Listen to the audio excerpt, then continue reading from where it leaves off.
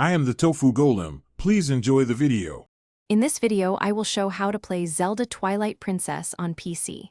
Start by acquiring a legal copy of the game and an appropriate ISO, then download a reliable emulator such as Dolphin and install the latest build. Configure controller mappings, graphics backend, and resolution to match your system.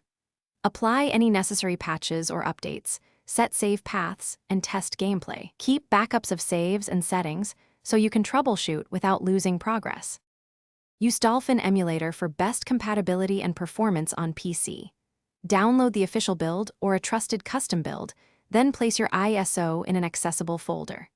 Configure graphics to Vulkan or OpenGL, enable MMU and cheats if required, and set anisotropic and anti-aliasing options for clarity. Map controls to your Xbox or DualShock pad, verify audio settings, and run a short playtest to confirm frame pacing and save functionality. Quick recommendation: if you want a small but meaningful upgrade while gaming, try Darn Tough Socks with a lifetime warranty for lasting comfort and durability. If you're enjoying this guide, please subscribe and like to support the channel and help others find it. I keep links and occasional deals in the description, so check there for the product and savings. It's a fun little comfort upgrade. Thanks, now let's get back to the video. Lower internal resolution if you experience slowdowns, and limit frame rate to maintain consistent performance.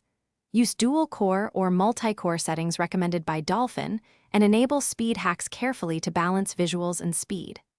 Update GPU drivers, close background apps, and consider using a lightweight OS profile for gaming. If stuttering persists, try alternative backends or reduce post-processing. Then retest to find the best compromise between image quality and stable frame rate.